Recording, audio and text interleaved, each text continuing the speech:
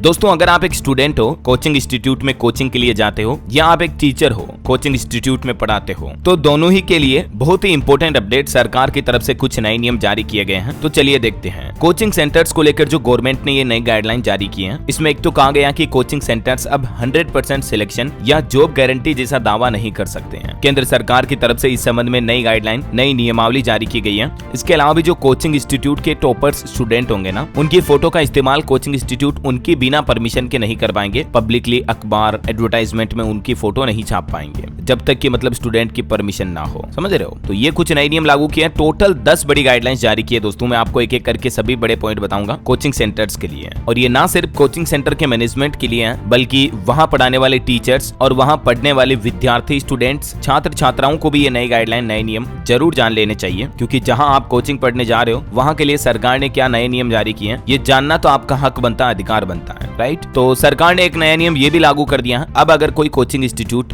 भ्रामक विज्ञापन यानी कि फर्जी एडवर्टाइजमेंट वगैरह चलाते हैं, तो भी कोचिंग संस्थान की खैर नहीं, अब 50 लाख रुपए तक का जुर्माना लगेगा। सीसीपीए की तरफ से ये नई गाइडलाइन जारी की गई। सीसीपीए यानी केंद्रीय उपभोक्ता संरक्षण प्राधिकरण की ओर से। अब क्या क्या एक्शन हो सकता है कोचिंग इंस्टीट्यूट पर? 1 लाख रुपए से लेकर लगातार वायलेशन करने पर 50 लाख रुपए तक का जुर्माना लग सकता है। उनका लाइसेंस रद्द किया जा सकता है। इसके अलावा भी सीसीपीए ने अपनी गाइडलाइंस में कई सारी बातें कही है, जैसे कि कोचिंग सेंटर, उनके एंडोर्समेंट, विज्ञापन और क्लेम्स की पूरी परिभाषा स्पष्ट होनी चाहिए।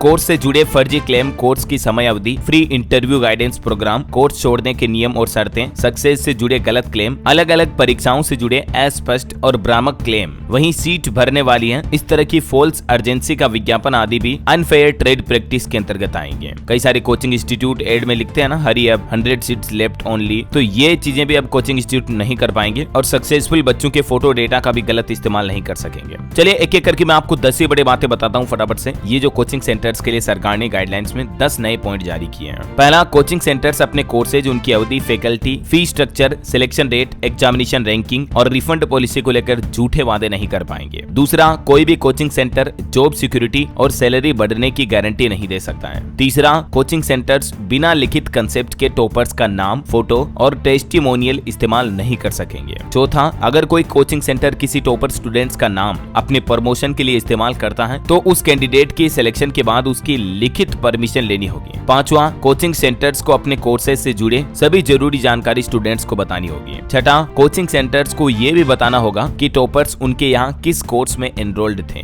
यानी उन्होंने किस कोर्स के लिए एडमिशन लिया था। सातवां, टॉपर्स को लेकर कोचिंग सेंटर्स को स्पष्ट डिस्क्लेमर छापने होंगे। उन्हें ये बताना होगा कि जिस टॉपर को वो कोचिंग प्रमोशन के लिए इस्तेमाल कर रहे हैं, वो उनके लिए किस कोर्स से और कितने समय के लिए जुड़ा था। आठवां, ये गाइडलाइंस काउंसिल, स्पोर्ट्स और क्रिएटिव एक्टिविटीज के लिए नहीं है। नौवां, कोचिंग सेंटर्स को अपनी सर्विस, फैसिलिटी, रिसोर्सेज और इंफ्रास्ट्रक्चर हर एक तमाम जानकारियां स्टूडेंट के साथ शेयर करनी होगी। और अंतिम 10वां नया नियम ये है कि कोचिंग सेंटर्स को ये भी बताना होगा कि उनका कोर्स AICTE, UGC जैसी किसी अथॉरिटी से मान्यता प्राप्त है या नहीं। तो ये 10 बड़ी गाइडलाइन में 10 बड़े पॉइंट, नए नियम जो कि सरकार की तरफ से जारी किए गए हैं सभी कोचिंग इंस्टीट्यूट्स के लिए। उम्मीद है आपको ये अपडेट जरूर जानने मिला होगा दोस्तों। इस वीडियो को लाइक और शेयर करना, DLS न्यूज चैनल को सब्सक्राइब करके बेल आइकन जरूर दबा देना, रोजाना ऐसे इन्फॉर्मेटिव काम की खबरें देखते रहने के लिए। जय हिंद, जय भारत, वंदे मातरम।